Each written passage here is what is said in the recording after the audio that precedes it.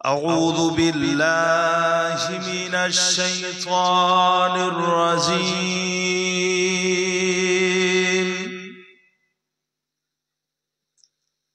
بسم الله الرحمن الرحيم الحمد لله الحمد لله رب العالمين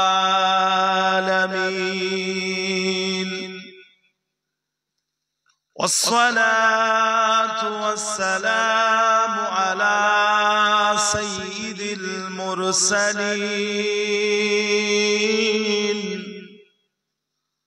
وعلى آله وأصحابه ومن تبعهم بإحسان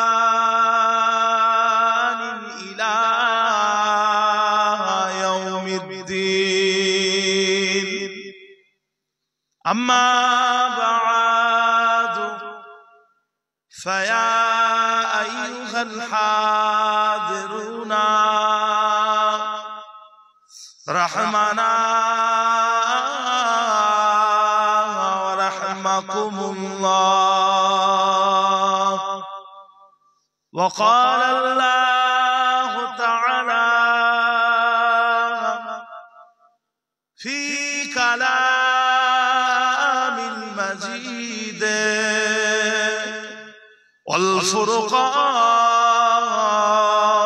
الحميد إن الله وملائكته يصلون على النبي يا أيها الذين آمنوا صلوا عليه وسلموا تسليما. اللهم صل على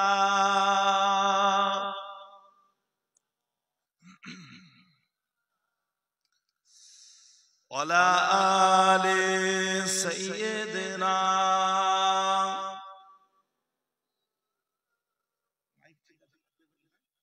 اللهم صل على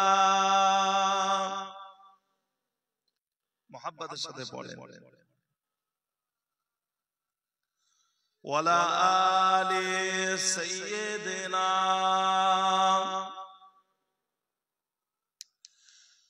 حسبي ربي جل الله ما في قلبي غير الله نور محمد صلى الله حق لا إله إلا الله لا إله إلا الله لا إله إلا الله محمد رسول الله. اللهم صل على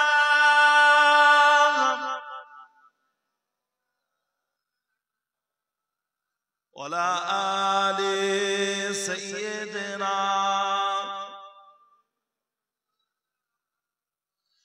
इन हवाओं से कह दो कि ना आए इधर उनकी खुशबू की कोई जरूरत नहीं जिनकी खुशबू से महका है सारा जहां वो खुशबू नबी के पसीने में है. हमने आँखों से देखा नहीं है मगर उनकी तस्वीर सीने में मौजूद है. जिनके खातिर कुरान नाजिल हुआ ओ मोहम्मद मदीने में मौजूद है. अल्लाहुम्मा सल्ले अला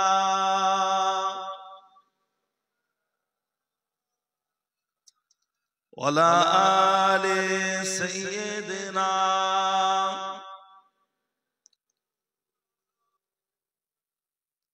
हसना है ना फूटेছে, हसना है ना फूटेছে, सुगंधे मन मन जे आमार लुटेছে। हसना है ना फूटेছে, सुगंधे मन मन जे आमार लुटेছে। हसना है ना फूटेছে, सुगंधे मन मन जे आमार लुटेছে। बोललाम ओके ए सुरभि पेले कोथाय, के दिल गो एत गंध আর এত সুবাস তোমায়।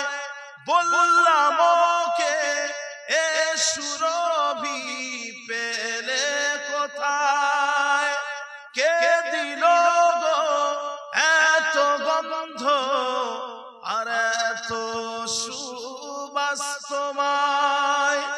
মুচকি হেসে হেসে বলল খোদার প্রেমে জুটেছে।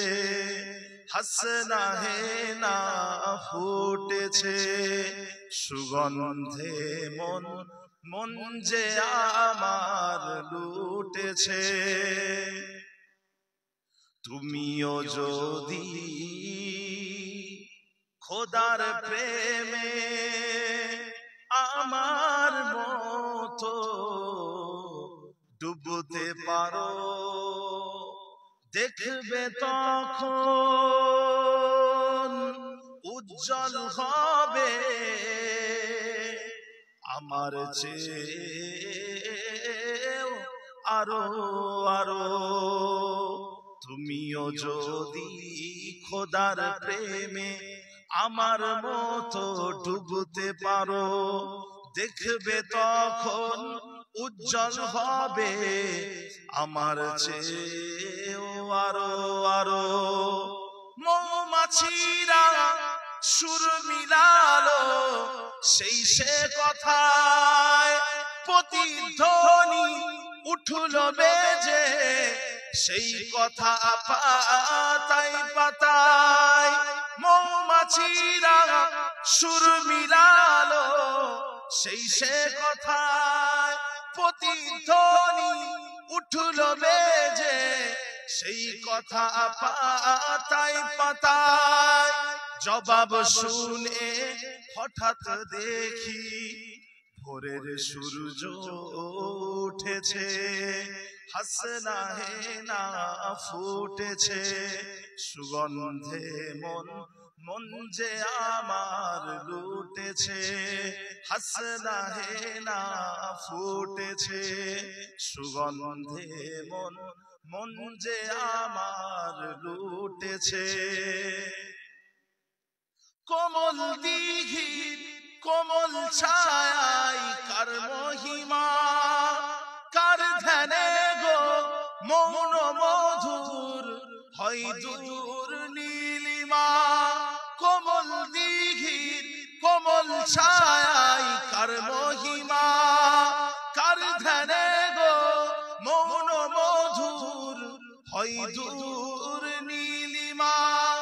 এমন বলে সকল দিকে তার করুণা ছুটেছে। হাসনা হে না ফুটেছে, সুগন্ধে মন মন যে আমার লুটেছে। হাসনা হে না ফুটেছে, সুগন্ধে মন মন যে আমার লুটেছে, হাসনা হে না ফুটেছে সুগন্ধে মন, মন যে আমার লুটেছে। আল্লাহুম্মা সাল্লি আলা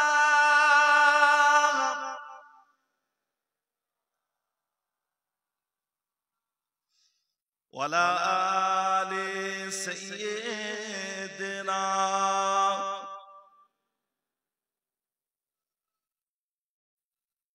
আলহামদুলিল্লাহ, সমস্ত প্রশংসা, সমস্ত তারিফ রব্বুল আলামিন আল্লাহ পাকের জন্য, যিনি আপনাকে আমাকে সৃষ্টি করেছেন। শুধুমাত্র সৃষ্টি করেননি, যিনি আপনাকে আমাকে সৃষ্টি সেরা করেছেন, আশরাফুল মাখলুকাত করেছেন। শুধুমাত্র আশরাফুল মাখলুকাত মানুষ করেননি, মানুষদের মধ্যে সর্বোত্তম হলেন নবী এবং রাসূলগণেরা।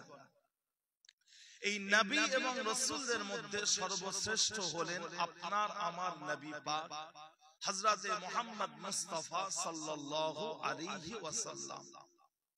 আল্লাহ পাক আপনাকে আমাকে আখেরি জামানার নবীর উম্মত করে মুসলমান করেছেন, বলুন না আলহামদুলিল্লাহ।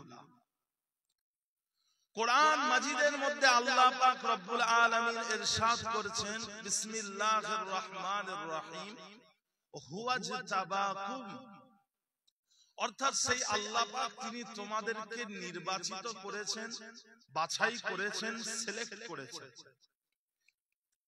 আপনি আমি যেরকম বাজারে গিয়ে ভালো ভালো শাকসবজি ফলমূল গুলোকে ঘরে কিনে নিয়ে আসি, আল্লাহ পাক রব্বুল আলামিন মানব জাতির মধ্য থেকে শ্রেষ্ঠ মানুষগুলোকে বেছে বেছে বেছে বেছে আখেরি জামানার নবীর উম্মত করে মুসলমান করেছেন, বলুন আলহামদুলিল্লাহ।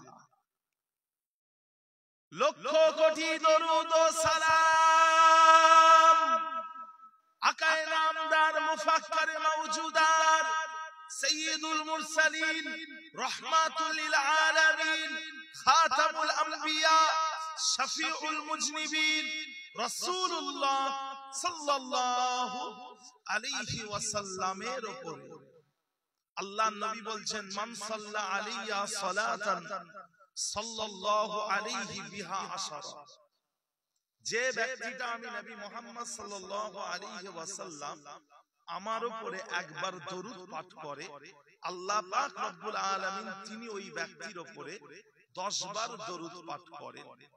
অর্থাৎ আল্লাহ পাক রব্বুল আলামিন তিনি তিনার ওই বান্দার উপরে 10টা রহমত দান করেন, বলুন সুবহানাল্লাহ। আল্লাহর নবী আল্লাহর হাবিব তিনি আরো বলছেন, ইন্না আউওয়ালান নাসি ফি ইয়াউমিল কিয়ামাতি বিআকসারুহুম আলাইয়া সালাহ, নিশ্চয়ই কিয়ামতের দিনে হাসরের ময়দানে আমার নিকট সর্বোত্তম ব্যক্তি, সবথেকে শ্রেষ্ঠ ব্যক্তি ওই ব্যক্তিটা হবে যে ব্যক্তিটা আমার উপরে সবথেকে বেশি দরুদ পাঠ করবে। দুনিয়াতে যে যত বেশি দরুদ পাঠ করবে, আখিরাতে সে তত বেশি আল্লাহর নবীর প্রিয় হয়ে যাবে, জোরে বলুন সুবহানাল্লাহ। আল্লাহর নবী আল্লাহর হাবিব তিনি আরো বলছেন, মান সাল্লা আলাইয়া হিনা ইউসবিহু আশারা ওয়া হিনা ইউমসি আশারা আদরাকাতহু শাফাআতি ইয়াউমাল কিয়ামা, যে ব্যক্তিটা আমি নবী মুহাম্মদ সাল্লাল্লাহু আলাইহি ওয়াসাল্লাম আমার উপরে 10 বার দরুদ পাঠ করে সকাল করে নিল এবং 10 বার দরুদ পাঠ করে সন্ধ্যা করে নিল, কিয়ামতের দিনে হাসরের ময়দানে ওই ব্যক্তিটা আমি নবী মুহাম্মদ সাল্লাল্লাহু আলাইহি ওয়াসাল্লাম আমার শাফাআত সুপারিশই পেয়ে যাবে, বলুন না সুবহানাল্লাহ।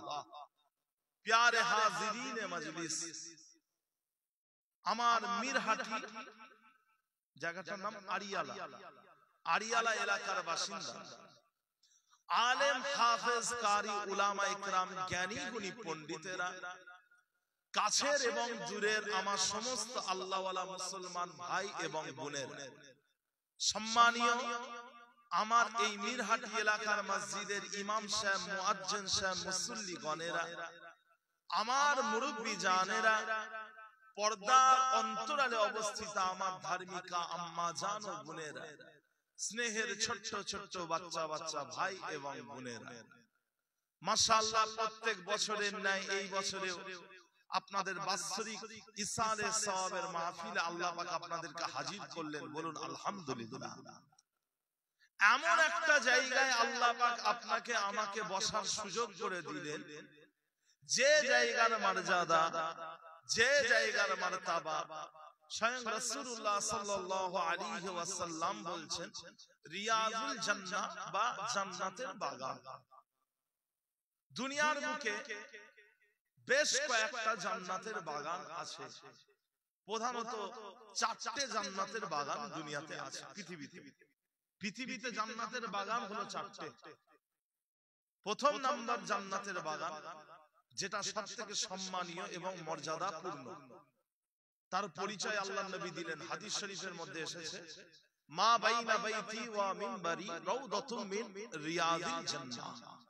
আল্লাহর নবী বলছেন, আমার ঘর এবং মসজিদে নববী শরীফের মেম্বার এর মাঝখানে যে জায়গা, এটা হলো জান্নাতের বাগানগুলোর মধ্য থেকে একটা জান্নাতের বাগান। দুনিয়ার বুকে আরো কিছু জান্নাতের বাগান আছে, কথা বুঝলেন? প্রধানত 3টে জায়গাকে জান্নাতের বাগান বলা হয়। এই পরপর আপনাদেরকে 3টা হাদিস বলবো মিশকাত শরীফ থেকে, এবং এই হাদিসগুলো আমি বাংলায় অনুবাদও করে দেব।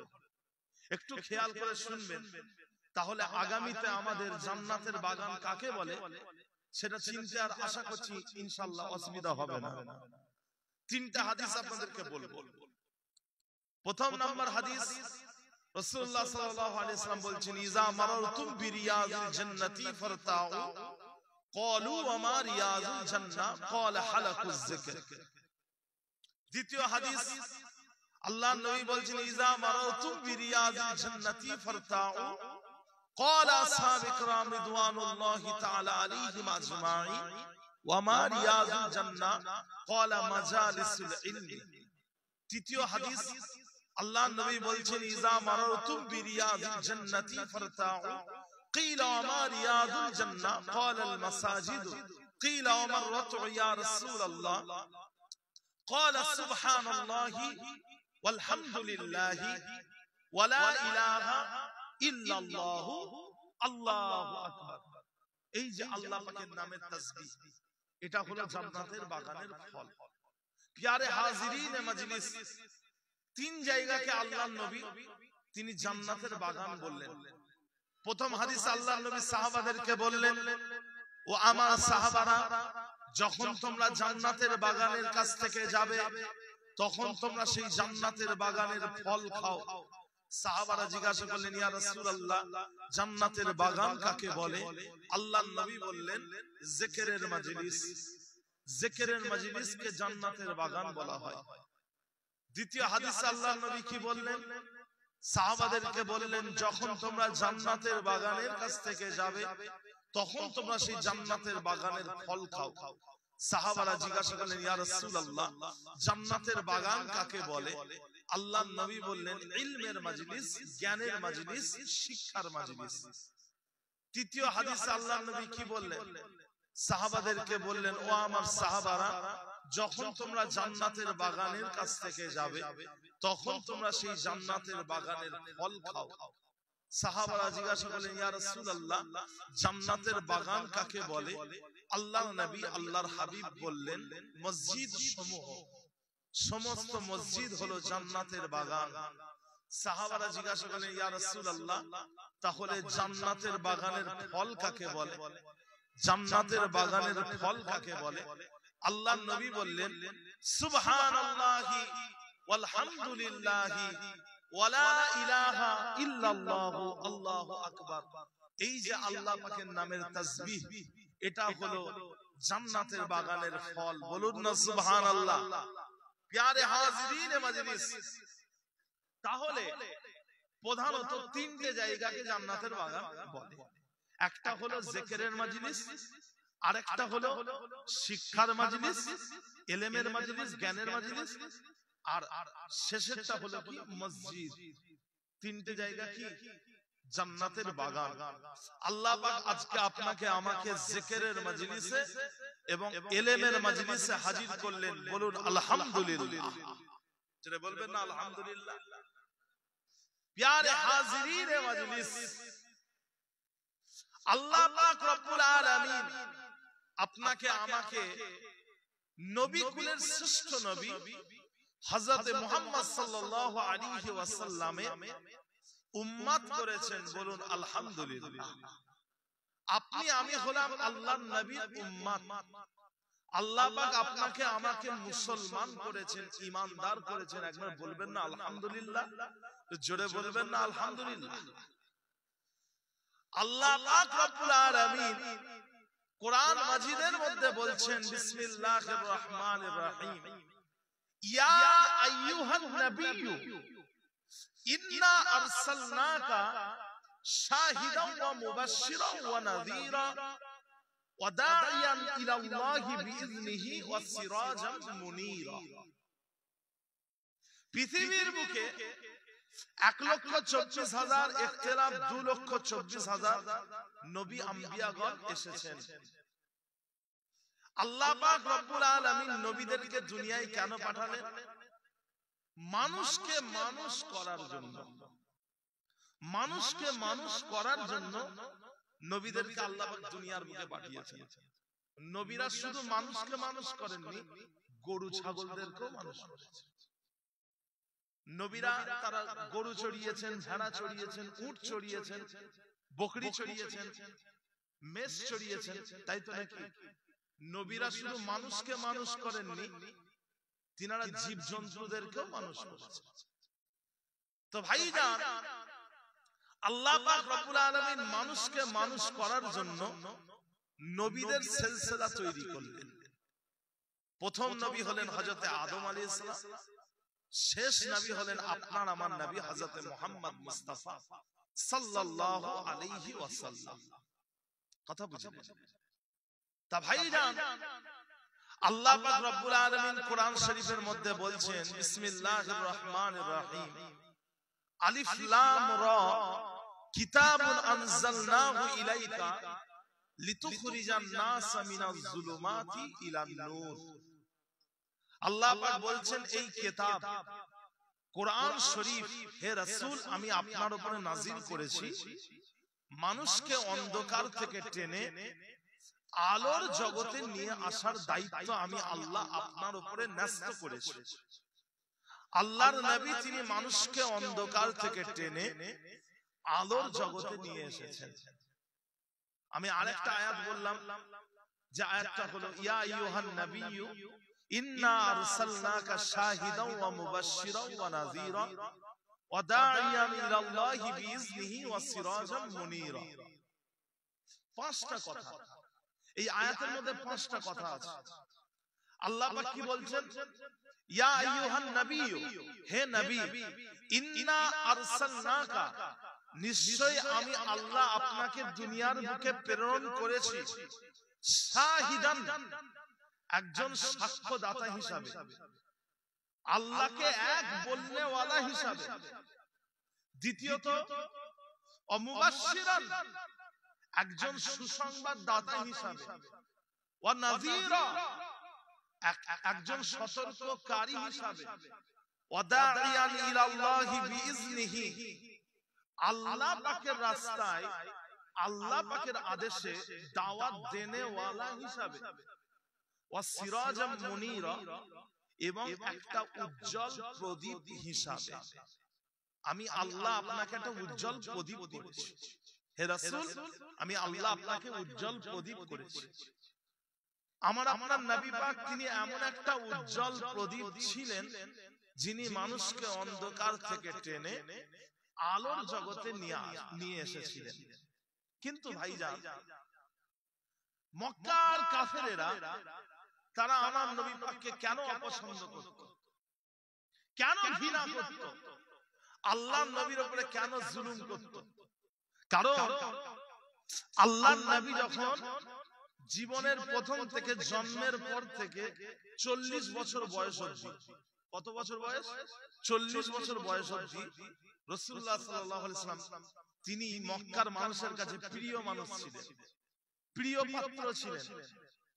মক্কার মানুষেরা বলেছিল, মুহাম্মদ তুমি হলে আল আমিন, তুমি হচ্ছে বিশ্বস্ত। আল্লাহর নবীকে বিশ্বস্ত বলেছিল মক্কার মানুষেরা। সেই বিশ্বস্ত মুহাম্মদ সাল্লাল্লাহু আলাইহি ওয়াসাল্লাম তিনি মক্কার মানুষের কাছে ঘৃণিত কেন হয়ে গেলেন, অপছন্দের কেন হয়ে গেলেন? কিছু তো কারণ আছে, প্রধানত তিনটে কারণ আছে ভাইজান, তিনটে। প্রথম কারণ হলো আরবের মানুষেরা ছিল পৌত্তলিক, দেবদেবীর উপাসনা করত, মূর্তির উপাসনা করত। দ্বিতীয়ত আরবের মানুষেরা আফ্রিকার কালো মানুষদেরকে নিজেদের গোলাম, নিজেদের চাকর মনে করত, আফ্রিকার মানুষদেরকে ঘৃণা করত। তৃতীয়ত আরবের মানুষেরা মেয়ে ছেলেদেরকে নিজেদের ভোগের বস্তু, আনন্দের বস্তু মনে করত, মেয়ে ছেলেদেরকে ঘৃণা করত। এমনকি বাপ মেয়েকে কবর দিত, বাপ মেয়েকে জীবিত কবর দিয়ে দিত, মাটিতে পুঁতে ফেলত। এটা ছিল আইয়ামে জাহেলিয়া। তো রাসূলুল্লাহ সাল্লাল্লাহু আলাইহি ওয়াসাল্লাম তিনি যখন বললেন যে না, তোমরা আর ওই দেবদেবীর উপাসনা করতে পারবে না, তখন আল্লাহর নবী তাদের ভালোবাসার পাত্র হতে পারলেন না। কথা বুঝলেন? কারণ তাদের বাপ দাদু 14 গোষ্ঠী, তাদের পূর্বপুরুষেরা তারা সব দেবদেবীর উপাসনা করে এসেছে। তারা কি করে সেই দেবদেবীর উপাসনা ছেড়ে দেবে? এখন যদি বলে যে না আমরা দেবদেবীর উপাসনা করব না, তখন ওই আরবের লোকেরাই তাদেরকে ধরে পিটবে, ওই মক্কার বড় বড় নেতাদেরকে ধরে পিটবে, মারধর করবে। সেই জন্য বললো না, আমরা আমাদের বাপ দাদুর ধর্মের উপরেই থাকবো। কথা বুঝলেন? আর ইসলাম এটা বলে না যে তোমরা বাপ দাদুর অনুসরণ করো, বাপ দাদুর অনুসরণ করো এটা বলে না। বাপ দাদু যদি হকের উপরে থাকে, সত্যের উপরে যদি থাকে, সেই বাপ দাদুর অনুসরণ করতে তো কোনো অসুবিধা নেই। কথা বুঝলেন ভাইজান? হযরতে নবী নূহ আলাইহিস সালাম তিনি ছিলেন নবী, ঈমানদার। ওনার ছেলে হলো কেনান। কেনান কিন্তু বেঈমান ছিল, জানেন তো নাকি? আবার হযরতে নবী ইব্রাহিম আলাইহিস সালাম, ওনার বাপ ছিলেন আজার, মূর্তি তৈরিকারী, মূর্তি তৈরি করতেন। আবার ইব্রাহিম আলাইহিস সালামের ছেলে ইসমাঈল আলাইহিস সালাম তিনি হলেন নবী। কথা বুঝতে পারছেন? আবার রাসূলুল্লাহ সাল্লাল্লাহু আলাইহি ওয়াসাল্লামের একজন চাচাজান ছিলেন, নাম হলো আবু লাহাব। বেঈমান ছিলেন, বেঈমান। ওনার দুই ছেলে উতবা এবং মুআত্তাব, ওনারা আবার ঈমানদার ছিলেন, ঈমান এনেছিলেন। কথা বুঝতে পারছেন? আবার রাসূলুল্লাহ সাল্লাল্লাহু আলাইহি ওয়াসাল্লামের খুবই প্রাণপ্রিয় চাচাজান নাম হলো হযরতে আবু তালিব। আবু তালিব তিনার তিন ছেলে, হযরতে আলী, হযরতে জাফর, হযরতে আকিল, ইনারা হলেন ঈমানদার।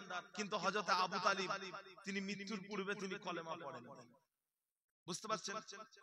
ইসলাম বলে না যে তোমরা বাপ দাদুর অনুসরণ করো, কিন্তু বাপ দাদু যদি হকের উপরে থাকে, সত্যের উপরে থাকে, তাহলে 100 বার সেই বাপ দাদুর অনুসরণ করা যায়। কি বলে? যেমন ইসমাঈল আলাইহিস সালামের পিতা ইব্রাহিম আলাইহিস সালাম নবী ছিলেন, তার নবী ইসমাঈল আলাইহিস সালাম তিনি তিনার পিতার কথা বলবেন না তো কার কথা বলবেন? তিনি তিনার বাপের কথা বলবেন না তো কার কথা বলবেন? কথা বুঝতে পারছেন না? তো ভাইজান, এটা আমার বলার উদ্দেশ্য হলো আরবের মানুষেরা তারা ঈমান আনলো না, তার কারণ হলো আমাদের সব পূর্বপুরুষেরা মূর্তির উপাসনা করে এসেছে, বাপ দাদুরা। আমার বাপ দাদু কি ভুল করে এসেছে? না, আমরা করব না। বুঝতে পারছেন? অহংকার, তাকাব্বুরি। কথা বুঝেছেন? দ্বিতীয় কারণ, আল্লাহর নবীকে ঘৃণা করার দ্বিতীয় কারণ, মক্কার মানুষেরা ওই আফ্রিকার কালো লোকেদেরকে কি বলতে জানেন? তোমরা হচ্ছে আমাদের গোলাম, তোমরা হচ্ছে আমাদের চাকর। আফ্রিকার মানুষেরা তারা জন্মই হয়েছে যেন আরবের মানুষদের গোলামতি করার জন্য। বুঝতে পারছেন? আল্লাহর নবী বললেন এই আফ্রিকার কালো মানুষদেরকে নিজেদের ভাই এবং নিজেদের বোন মনে করতে হবে। তখন মক্কার মানুষের কাছে আল্লাহর নবী খারাপ হয়ে গেল।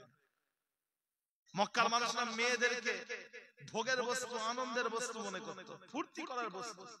আল্লাহর নবী যখন বললেন মানুষদের মধ্যে এই মেয়ে ছেলেদেরকে সবথেকে বেশি সম্মান দিতে হবে, মানুষদের মধ্যে মেয়ে ছেলেকে সবথেকে বেশি সম্মান দিতে হবে, তখন আরবের মানুষের কাছে আল্লাহর নবী খারাপ হয়ে গেল। বুঝতে পারছেন না? প্যারে হাজিরিন, যাই হোক, আল্লাহর নবী যতই কণ্ঠরোধ করার চেষ্টা করেছে, ইসলামের যতই কণ্ঠরোধ করার চেষ্টা করেছে, কিন্তু ইসলামকে কিন্তু দমানো যায়নি। একবার বলুন না সুবহানাল্লাহ। ইসলামের জন্য যিনি প্রথমে জীবন দিয়েছিলেন, তিনার নাম হলো হযরত সুমাইয়া রাদিয়াল্লাহু আনহা, একজন মেয়ে ছেলে। ইসলামের জন্য নিজের জানটাকে কুরবান করে দিলেন, নাম হলো হযরত সুমাইয়া, একজন মেয়ে ছেলে। যে হযরত সুমাইয়া রাদিয়াল্লাহু আনহার স্বামী নাম হলো ইয়াসির, হযরত সুমাইয়া রাদিয়াল্লাহু আনহার সন্তান নাম হলো আম্মার। ইনারাও ঈমান এনেছিলেন। মক্কার কাফেররা হযরত সুমাইয়া রাদিয়াল্লাহু আনহাকে শহীদ করে দিল। একদা একদিন আবু জেহেল হযরত সুমাইয়া রাদিয়াল্লাহু আনহাকে ধরে অত্যাচার শুরু করে দিল এবং বলল যে ইসলামকে ছেড়ে দাও, মুহাম্মদকে ভুলে যাও। কিন্তু হযরত সুমাইয়া রাদিয়াল্লাহু আনহা তিনি ইসলাম ছাড়তে রাজি হলেন না। তখন আবু জেহেল কি করলো? হযরত সুমাইয়া রাদিয়াল্লাহু আনহাকে একটা খুঁটিতে বাঁধলো এবং তার ছেলে হযরত আম্মারকে অন্য একটা খুঁটিতে বাঁধলো। মা এবং ছেলেকে মুখোমুখি দাঁড় করালো। দাঁড় করিয়ে কি করলো? আবু জেহেল তখন হযরত আম্মারকে বলেছিলেন যে তুমি মুহাম্মদকে গালমন্দ করো, গালাগালি করো, তুমি ইসলাম ছেড়ে দাও। তখন হযরত সুমাইয়া তিনি তার ছেলেকে বলেছিলেন, খবরদার কাফেরের সামনে ঈমান ছাড়বে না, কাফেরের সামনে ঈমান ছাড়বে না। তখন আবু জেহেল বলেছিল, এ আম্মার, তুমি যদি ঈমান না ছাড়ো, তোমার চোখের সামনে তোমার মাকে বিবস্ত্র করে দেব, তোমার মাকে বিবস্ত্র করে দেব। তারপরেও হযরত সুমাইয়া বলেছিলেন, না হে আমার ছেলে আম্মার, তুমি ইসলাম ছাড়বে না। তখন আবু জেহেল যেমন কথা তেমন কাজ, যেমন কথা তেমন কাজ। আবু জেহেল হযরত সুমাইয়া রাদিয়াল্লাহু আনহাকে বিবস্ত্র করে দিল, বিবস্ত্র করে দিল। তখন ছেলে মাথা হ্যাট করে ফেললেন। তখন আবু জেহেল এত বড় অত্যাচারী ছিল, সে তখন তার দলবলদের বলল, সুমাইয়ার ছেলে আম্মারের মাথাটাকে তোলো, তার মায়ের এই দৃশ্যটাকে দেখাও, তার মায়ের এই অবস্থাটাকে দেখাও। হযরত আম্মার তিনি ওই সময় মনে করছিলেন, যদি জমিনটা ফেটে যেত, জমিনটা যদি ফেটে যেত, আমি জমিনের নিচে চলে যেতাম, কিন্তু মাকে এই অবস্থায় দেখাটা কখনোই পছন্দ করতাম না। ভাইরা আমার, দোস্ত আমার, ও আমার দিনদারীরা, আমার আল্লাহ ওয়ালা গনেরা, অবশেষে হযরত সুমাইয়া রাদিয়াল্লাহু তাআলা আনহাকে আবু জেহেল শহীদ করে দিল। হযরত সুমাইয়া রাদিয়াল্লাহু তাআলা আনহা লজ্জার স্থানে ওই আবু জেহেল তীরের আঘাতে, বর্ষার আঘাতে তাকে রক্তাক্ত করে দিয়ে হযরত সুমাইয়া রাদিয়াল্লাহু আনহাকে তারা শহীদ করে দিল। ও ভাইজানেরা, ইসলামের জন্য যিনি সর্বপ্রথমে নিজের জানটাকে কুরবান করে দিলেন, তিনি হলেন একজন মেয়ে ছেলে। একজন মেয়ে ছেলে ইসলামের জন্য প্রথম জান দিলেন। আমার আড়িয়ালা এলাকার মানুষ, ইসলাম তো আমরা মুয়া মুরগির মতো পেয়ে গেছি। ইসলামটাকে তো আমরা মুয়া মুরগির মতো পেয়ে গেছি। আমার আড়িয়ালা এলাকার মানুষ, ইসলাম তো আমাদের ছেলের হাতের মুয়া, তাই না? ছেলের হাতের রসগোল্লা ইসলাম। বুঝতে পারছেন না? আর ইসলামের জন্য এইসব জীবনগুলো দিয়ে দিলেন তিনারা, বেকার, সব বেকার। কিসের জন্য? কিসের জন্য পর্দা করেছিলেন? কথা বুঝতে পেরেছেন? প্যারে হাজিরিন, যে ইসলামে মেয়েদের সম্মান বেশি, আর যেই জিনিসের সম্মান যত বেশি সেই জিনিসকে তত নিরাপত্তার সাথে রাখা। কি বলে? কোনদিন দেখেছেন রাস্তার উপরে 10,000 টাকা, এই 1 লাখ টাকার একটা ব্যান্ডিল পড়ে আছে? দেখেছেন? দেখেছেন? কোনদিন দেখেছেন রাস্তার ধারে সোনার গহনা পড়ে আছে? দেখেছেন? আপনাদের ঘরে সব সোনা গয়না গুলো আপনারা কি করেন? জানলার কাছে ফেলে রাখেন, না দরজার কাছে ফেলে রাখেন, না বারান্দায় ফেলে রাখেন? কি করেন আপনারা? আপনাদের ঘরে তো সোনা গয়না আছে নাকি? আংটি আছে তো, গলার হার, হাতের বালা আছে তো নাকি? ওগুলো কি করেন? দরজার কাছে ফেলে রাখেন তো নাকি? না বারান্দায় ফেলে রাখেন? কি করেন আপনারা? বারান্দায় ফেলে রাখেন, তাই তো? বারান্দায় ফেলে রাখেন। ওগুলোকে কি করেন? একটা বাক্সের মধ্যে ঢুকিয়ে, বাক্সটাকে আবার সিন্দুকের মধ্যে ঢুকিয়ে, সিন্দুকটাকে আবার আলমারির মধ্যে